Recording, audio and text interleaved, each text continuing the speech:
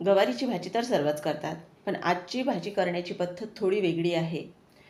कमी साहित्यामध्ये झटपट तयार होणारी ही गवारीची भाजी चवीला अप्रतिम लागणारी आहे. त्यामुळे व्हिडिओ शेवटपर्यंत बघा. नेहमीच्या पद्धतीपेक्षा थोडी पद्धत वेगळी जरी असली तरी ताटात भाजी येताबरोबरच अगदी सुगंधानेच तुम्हाला 2 घास जास्त जातील, इतकी ही भाजी जबरदस्त लागणारी आहे. त्यामुळे व्हिडिओ शेवटपर्यंत बघा आणि रेसिपी आवडल्यास एक लाईक करून चॅनललाही सबस्क्राईब करायला विसरू नका. तर इथे सर्वात आधी आपण 1 पाव गवार घेतलेली आहे. तर ह्या गवारीच्या शेंगा आपण सर्वात आधी तोडून घेतलेल्या आहेत.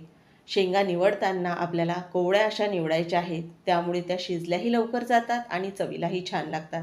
बघा, अशी शेंग तोडून बघायची. तर आता आपण तोडून घेतलेल्या ज्या शेंगा आहेत त्या सर्वात आधी धुवून घेणार आहोत स्वच्छ. तर इथे आता आपण यामध्ये पाणी घालून घेणार आहोत. आता हे पाणी घातलेलं मी सुरुवातीला पूर्ण काढून टाकणार आहे आणि परत यामध्ये स्वच्छ पाणी घालून घेणार आहे. तर आता इथे आपण धुतलेल्या शेंगा ज्या आहेत त्या बाजूला ठेवणार आहोत आणि भाजीसाठी लागणारी जी तयारी आहे ती करणार आहोत. तर ह्या गवारीच्या शेंगा तुम्ही डब्यासाठी देऊ शकता किंवा घरीही खायचं म्हटलं तर इतक्या झटपट तयार होणाऱ्या आहेत की कितीही तुम्हाला घाई असेल तर अगदी 10 मिनिटात तयार होतील. तर आता इथे आपण सर्वात आधी मिक्सरच्या भांड्यामध्ये 8 ते 10 लसूण पाकळ्या घेतलेल्या आहेत. त्याचबरोबर इथे आपल्याला आलं घालायचं आहे यामध्ये. तर अर्धा इंच आल्याचे 2 लहान तुकडे मी घेतलेले आहेत. तर आता ते घालून घेणार आहोत आणि आता हिरवी मिरची घालायची आहे. तर इथे मिरची लहान असल्यामुळे मी 8 ते 10 हिरव्या मिरच्या घेतलेल्या आहेत. तुमची मिरची जर जास्त तिखट असेल तर प्रमाण कमी करू शकता तुम्ही. तर आता इथे सुक्या खोबऱ्याचे काप घ्यायचे आहेत. तर इथे लहान सुक्या खोबऱ्याचा मी एक तुकडा घेतलेला आहे आणि त्याचे असे पातळ स्लाईस केलेले आहेत. तर लहान 1 वाटी भरून ते घ्यायचे. आणि आता छान मुठभर कोवळी कोथिंबीर आणि तिच्या काड्यासुद्धा आपल्याला घ्यायच्या आहेत. आता यामध्ये अजिबातही पाणी न घालता आपल्याला हे वाटण तयार करायचं आहे. तर इथे हलक्या बघा कोवळ्या काळ्यासुद्धा मी घेतलेल्या आहेत. यामुळे भाजी चवीला आणखीनही छान लागते. तर आता हे वाटण पूर्ण आपण तयार करून घेणार आहोत. पाण्याचा कुठेही वापर केलेला नाही. तर बघा, असं हे वाटण तयार झालेलं आहे. आता आपण भाजीसाठी जी लागणारी तयारी आहे ती तर केलेली आहे. आता भाजी फोडणीला घालूया. तर ही भाजी आपण कुकरमध्ये करणार आहोत. घाईच्या वेळी इतक्या झटपट तयार होणारी भाजी आहे. कुकरमध्ये तेल गरम झाल्यानंतर पाव चमचा मोहरी घालायची. मोहरी छान तळतळल्यानंतर यामध्ये आपल्याला जिरे घालायचे आहेत. तर इथे आता आपण यामध्ये पाव चमचा जिरे घालणार आहोत. जिरेसुद्धा छान फुलू द्यायचे आहेत आपल्याला आणि त्यानंतर आपण यामध्ये तयार केलेला जो आपण ठेचा होता तो घालायचा आहे. बऱ्याचदा गवारीच्या भाजीमध्ये कांदा घातला जातो, पण मी या कोरड्या भाजीमध्ये कांदा वापरत नाही, कारण कांदा हलकासा त्याला गुळचट चव असते. त्यामुळे कोरड्या भाजीलाही पाहिजे तशी छान टेस्ट लागत नाही. त्यामुळे मी नेहमी करते तर मी घालत नाही कांदा. तर या पद्धतीने एकदा तुम्ही करून बघा. अशी छान साध्या सोप्या पद्धतीने करून बघा, किती जबरदस्त लागते चवीला. आता हे आपण जो ठेचा घातलेला आहे तो छान परतून घेतला. आता यामध्ये पाव चमचा धना पावडर, पाव चमचा गरम मसाला आपल्याला घालायचा आहे आणि हळद अगदी चिमूटभर घालायची, कारण ठेच्याचाच छान रंग भाजीला येतो.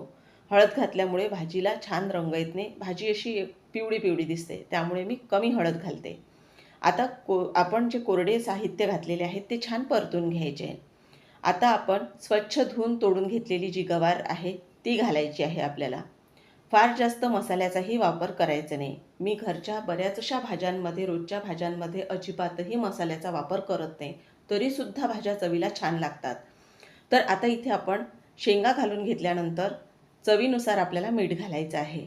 आता सर्व छान एकत्र करून घ्यायचं आणि ही पूर्ण एकत्र करून घेतल्यानंतर आपल्याला यामध्ये पाणी घालायचं आहे. आपण भाजी सुकीच करत आहोत, पण भाजी शिजण्या इतपतच पाणी आपल्याला यामध्ये घालायचं आहे. तसंही कुकरच्या भाज्या आपण जेव्हा करतो तर भाज्या शिजण्यासाठी कुकरमध्ये केव्हाही पाणी कमी घालायचं, म्हणजे जास्तच भाज्यांचा गाळ होत नाही किंवा भाजी शिजण्यासाठी कुकरमध्ये पाण्याचं प्रमाणसुद्धा कमी असायला पाहिजे. त्यामुळे भाजी चवीलाही छान लागते. आता मी इथे जवळपास 1 वाटीभर पाणी घातलं असेल. तर आता आपण कुकरचं झाकण बंद करून घेणार आहोत आणि कुकरची 1 शिट्टी काढून घेणार आहोत. एका शिट्टीमध्ये शेंगा छान शिजल्या जातात. तर इथे आता गॅस बंद केलेली आहे आणि आपण आता झाकण उघडून बघूयात भाजी आपली कशी शिजल्या गेलेली आहे. कुकरमधली पूर्ण वाफसुद्धा निघालेली आहे. तर इथे बघू शकता तुम्ही आपली भाजी रंगावरूनच लक्षात येते शेंगा शिजलेल्या आहेत म्हणून. तरीसुद्धा आपण चेक करूया.